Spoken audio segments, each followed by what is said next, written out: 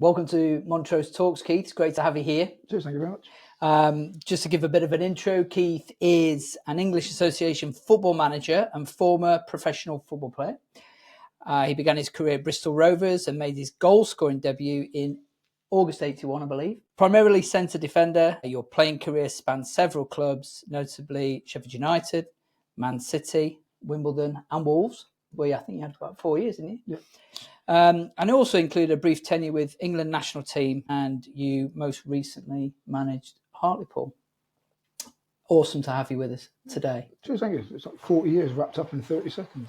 And that's it. That's a wrap. So, where are you today, Keith? Give me a bit of a flavour of you and your playing career and things that you think will be important for us to discuss today. I think going back to my journey, so to speak, probably my visualisation of it now is looking back. It started with rejection. So I was a schoolboy at Bristol City. At the age of 16, I got rejected. They said, in their opinion, I can still remember the manager saying, now, in their opinion, they didn't think that I was going to have a professional career. Right. Based on the ability and the squad that they had at the youth team going up to apprenticeship level. I'm not saying that I use that as motivation, because there's a lot of luck involved. At the time, my ex-wife, or current girlfriend as she was then, used to sponsor Bristol Rovers for Bristol and West car auctions. So I asked him to get me a trial. They got me a trial, but the only trial date they could have before the new season started was me playing a year below. Right. So I had a trial game in the under-15s. Okay. I scored 7 goals in a trial game, playing as a centre forward against a year above. So I was a year above the players I was playing against. And then they offered me an apprenticeship on that one game. Right. And then within a year, I'd made my league debut. So you put your money where your mouth was there, showed them the skills. I was lucky on the day because of the connection that my ex-wife or girlfriend at the time had. I was able to play in the game. So there's an element of luck in it as well. Did I know what I was going to do if football wasn't a career? No, because I'd invested, not so much socially. It's one of those, I didn't go out. I just wanted to play football. And that's all I did. When I went out, I played football. Saturday, Sunday, during school, after school clubs, everything that was all evolved around football. Then when you get to the age of 16, you get that rejection of, well, in our opinion, you're not going to be good enough. What am I going to do now? But that must have been really difficult to get that message that actually, sorry, Keith, we don't think you're good enough. And you had to then find a different avenue, which showed tenacity, drive and ambition, and also probably, I know I can. Yeah. The thing is, I always say it as well, because I played in the same position as the manager's son. And the manager's son got taken on as an apprentice, and I didn't. Right. Now, in my opinion, I knew I was better than him in my position at the time. I was playing then as a right winger. And everybody, because a lot of people, if you mention my name now, they see me as, or they remember me as a defender. But I started my career as a right winger. Okay. And then the manager who signed me on gave me the apprenticeship. Then also then gave me he changed the direction of my career by making me into a defender. Which, if you'd asked me at the time, would it be possible for me to play as a defender? I'd have said absolutely not. No. So you talked about rejection. That was probably one of the first words that you said at the beginning of this conversation. And did that follow you through your career? Well, again, I think probably more so now, because the last stage is not so much the last stage, but becoming a manager, the hardest thing that I ever had to do was tell aspiring young players that they were going to be released. And I always recounted the story of myself and just said, look, if it needs this to be a motivation for you to go forward, because football's all about opinions. And I'm there saying, and sometimes it is difficult when you've got a 17, 18-year-old who's had an apprenticeship, and then you've got to tell them that you're not going to offer them professional contracts. But it's not the end of the road. Go and prove me wrong. I went on to go and play for my country and play 800 and some of competitive games of league football. Did I have that driving force all the way through my career? No, I didn't. At the starting point, I think I know I'm good enough. You were inspiring. And you were inspiring to others as well on that journey. Yeah, and let me say, it's easier signing players as a manager. The hardest thing is when you've got to tell players that you're letting them go, because you know the effect. Other players break down and cry in front of me because they're thinking, like, what do I do now? And I'm like, it's one of those, you can only help them on their journey, which is sometimes you have to be cruel to be kind, because what you don't want to do is sign a player on knowing that you're not going to play him. Yeah, true. So we can talk about that a little bit later on, because I know how involved you are in sort of supporting younger players and just helping them and mentoring them along their journey. But one of the things that I wanted to talk to you about, because this really is sort of the crux of the podcast, is during your career, it seems that alcohol started to become a feature and then a problem. Could you talk to us a little bit about that, please? It's probably easier now looking back, thinking, what was I doing? As in, things that were not meant to be doing, I did. Drinking on a Friday, drinking on a Thursday, using the excuse of I need to have a couple of drinks because I'm in a strange bed, I'm in a hotel, I need to be able to sleep. If I have a couple of pints, I'll sleep better. And then you start now looking back and reflecting back, you're thinking I'm lying to myself to make justification of what I was doing, and it's not until then you think I understand it now. And I realise now the person that I was. And that's probably the biggest change of me stopping drinking, was because I needed to be the person that I knew I could be. With alcohol and being under the influence of drink, I became a person that I didn't like. Okay, yeah. Well, I can identify with that through my own personal circumstances and journey. You've said something really interesting there. So when you were playing away and you were in a hotel and in an unusual venue, bed, you still, you relied on alcohol to help you sleep. And I'm looking at, fast forwarding it to today, I'm working with players who sometimes have formed a dependency on sleeping medication. So that is something that, I suppose has just grown over time to become more about medication than it is more about alcohol. I think probably the biggest thing is, when I say now, when I look back now, I knew and understood the lies that I was telling myself. Right? So again, one of the biggest things that I find that gets used a lot in football, in sport and everything, but is not really touched on, is honesty. And honesty for me now is massive, because when people, I can identify when people are saying to me that I know things that they're not being truthful about, because I've told those same untruths to myself as justification to create a reason why I can do what I was doing. So you can see through that and past that now and sniff it out. Oh, it's there's lots of different terminologies that you can use for it, but I'm saying that honesty is a word that I think is so much undervalued and understated, but something that I'm pleased to say now that I've got in my life. But honesty and transparency, of course, they are pillars of living a true, honest life today, which isn't easy, particularly if we think back to, when we were drinking. I couldn't lie straight in bed, so dishonesty was my middle name, and I was dishonest because it kept me out of trouble, so to speak. I don't know if that's anything you can relate to. Very, very much so. It's like I say, you're creating a deception for other people to try and gain acceptance for what you're doing. But then until you become honest with yourself, when that time comes, comes with different people at different times. I say I spent 28 days in a clinic, and again, when I first went in there, I was lying to myself, because I'm there thinking, what am I doing in here? I had this thing about alcoholism. I'm thinking, I didn't wake up and have alcohol with my breakfast. I wasn't putting vodka on me cornflakes or anything like that. I never hid the fact that when I was having a drink. So I wasn't, and I had this vision of what I thought alcoholism was somebody sitting on a park bench drinking out of a brown paper bag. It's one of those, and then. So for probably 10 days, the first 10 days I was in there, I was absorbed by thinking that I could identify, well, he's an alcoholic, he's an alcoholic, they're alcoholics. And I was thinking, I didn't associate with them because I was fit, just come out of playing football, fit, active. But then I understood my relationship with alcohol more. And then I thought, then it's not just a label, it's a lifestyle. And but it had to revert back to me. And I will say now, it's about the person that I wanted to be. When I looked in the mirror, I needed to be able to see that person looking back and say, that's where I want to be. Sure. Thank you for sharing that. I think that's really powerful. So how old were you when you arrived at the clinic? I think I was probably nearly 50. I think I'm 11 years sober, July the 25th.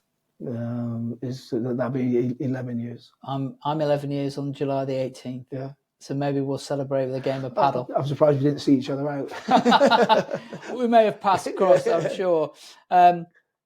So I think that's really interesting. So you talk about that, but when did you realise or start to think that alcohol was a problem? I had a situation that happened to me where I woke up somewhere that I shouldn't have been, with somebody I shouldn't have been with, and then you're like, not me. It was a female, so just I don't know whether that needs justification or not, but it was a person. I was in bed with somebody that I shouldn't have been in bed with, and I'm not saying it was the first time it had ever happened, but it was in a situation whereby it shouldn't have happened. Okay, and that was the jolt that you needed, scared you to think, this need to do me. something about this. This ain't me. This ain't the person that I want to be. I know that it's and again, it's had a devastating effect on my family, my immediate family. The relationship that I was in at the time ended, and within that, I've got siblings or family members that it's affected everybody, and I knew that it was my fault, and I knew that, like, the pain, the hurt,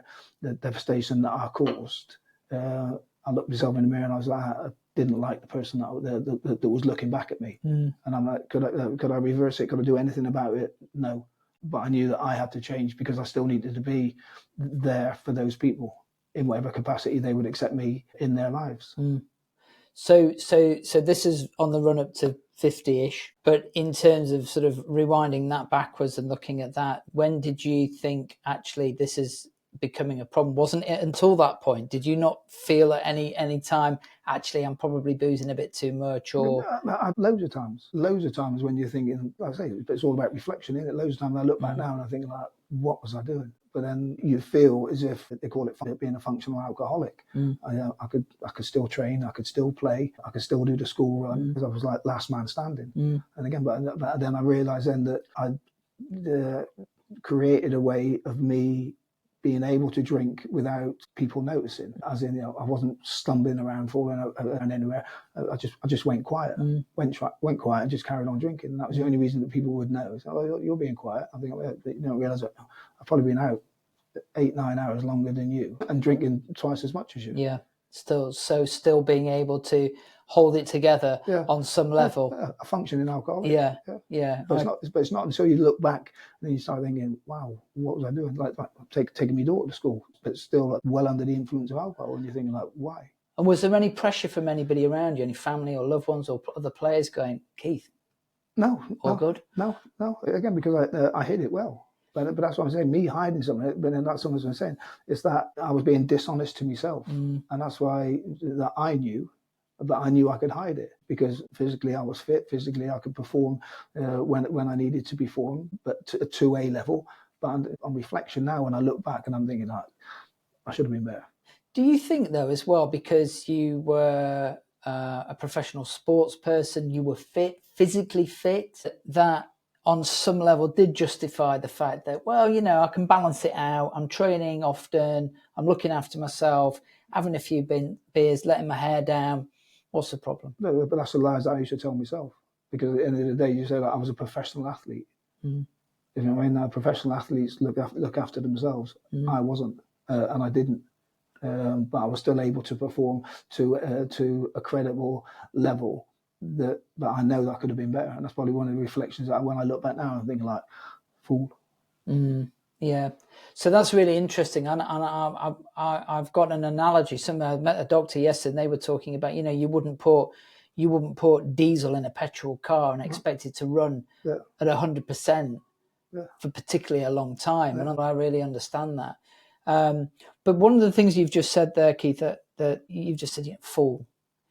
There's that criticism there of how things were, and you could have done better.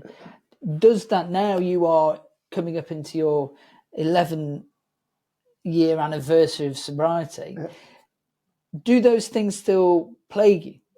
No, because there's nothing I can do now to apart from reflect on the career that I've had.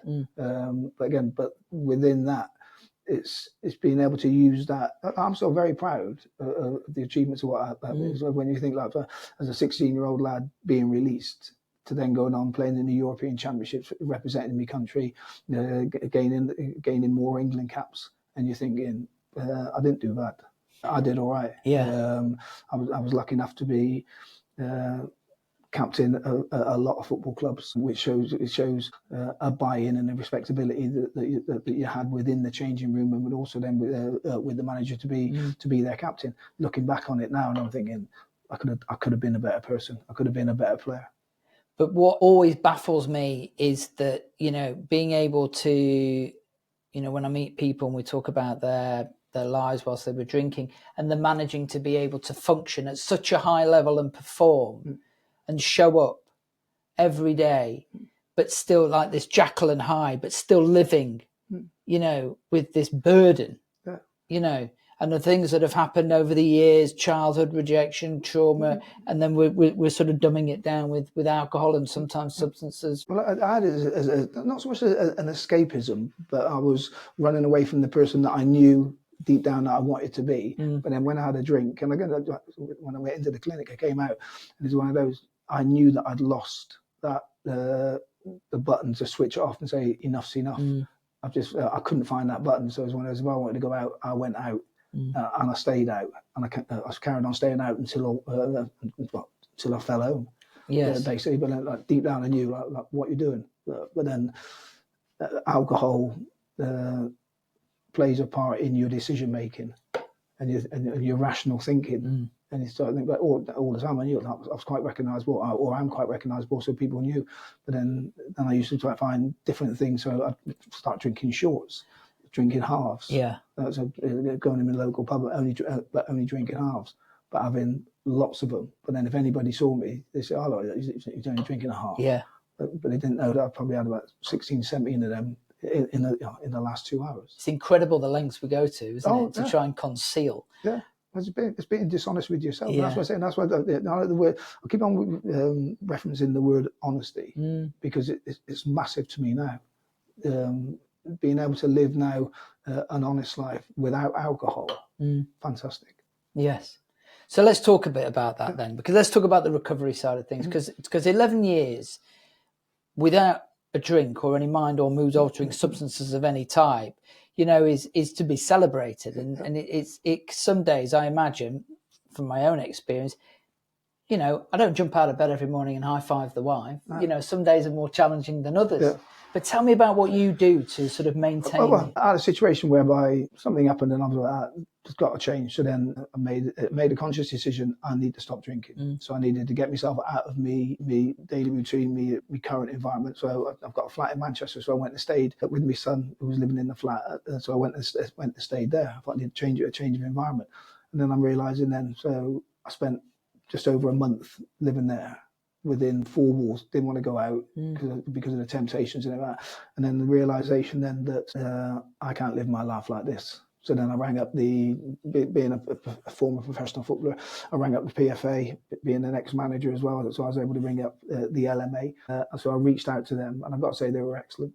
They put me in contact, put me down to London for an assessment, and then I got booked into a clinic in Manchester. But it was that realization of a month staying in the house, and I thought, I can't do this, because I knew the temptation. There was a pub across the road. And I was alcohol's everywhere, and so I knew that I couldn't give up alcohol and not drink on willpower, even though I thought I was a stubborn person, good willpower, good discipline that I'd shown in my sporting career. I knew that this was a battle that I didn't want to lose, and I thought, but I can't fight this battle on my own. I need help. So then when I reached out to them, and then I got the assessment, the day before I went in, I think I'm there. I'm going to go for a drink. I'm going to have my last drink. And I was like, why? The argument with myself had already started. Like, why do I want my last drink? Yeah. I've not drank for a month anyway. But because I knew I was going to go in there and I knew I had to make it work. But I wanted to have that one last drink. And I've been like, no, don't do it. But then the day I went in there, it seemed like there was about 6 or 7 people that were booking in on the same day as me.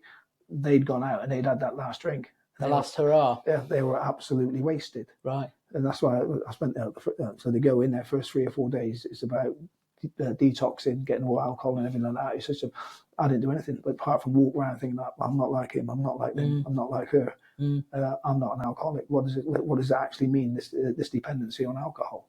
So that's why I felt it wasn't wasted time, but then that was at that time for reflection where I kept on telling myself lies. I'm not an alcoholic. I'm not dependent on alcohol. But I knew I couldn't live my life running away from it. No. So what was the moment? So you've talked about this then. So the moment looking around and going, well, I'm not like that. I'm not like that. I'm not pouring vodka on my cornflakes. I'm not drinking methylated spirits on a park bench, but yet you're in rehab, right? And you're looking around at other people going, well, I'm not like that. So maybe I'm not. What was the moment, if you recall, that the realization dropped that actually I am? We got when we were in there, we got counselling sessions, and it's about the dependency on alcohol, not being purely about volume. So if you have one glass of wine a day and you set your whole routine around that one glass of wine, and if you miss that one glass of wine, it sets you off on a different tangent. That's having a dependency to alcohol. So taking volume out of it, taking the need for that social acceptance of being able to drink with other people, take those things away from you, and then that craving for it. Are you a different person? I go out now. People say people can't tell that I'm not drinking the same as them because I go out. I'm still me. I've still got personality. I've still got a sense of humour. All I do now is I realise when they've had 3, 4, 5 pints, it's time for me to go because I'm not having a good time. Okay. So I'm still sociable. Yeah. I don't shy away from. I think it's probably, I don't run away from alcohol. I don't mind people drinking around me.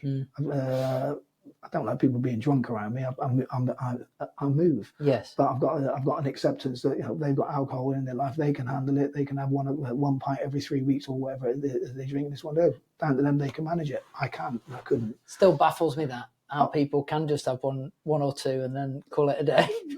I wouldn't do it. I used to socialise with people that used to say, "Oh, do you fancy going down the pub for a couple?" And they would literally have a couple. I'd go in the next morning, having stayed out, gone to a casino, done this, done that, and everything like. Well, I only went out for a couple of pints. Yeah. Where did that go? Yeah. Well, you talked about it not having that off switch. Yeah. So not having that off switch because you're still you're very motivated, very driven individual, and I know some of the things that you do with golf and paddle more recently, and how you really focus and excel. Does that off button still feature sometimes in your life? Do you think? No, not really. I don't think I do anything to excess. I do some stupid things. I start decorating at 9 o'clock at night and things like that because I've got an active mind. I think I need to change that. I need to do this. And I'll start stripping wallpaper at 9 o'clock at night and thinking like, why am I doing this? It's one of those. But no, it's a difficult one because I still see people now that I identify that I know they've got a problem with alcohol. But I'm not a preacher.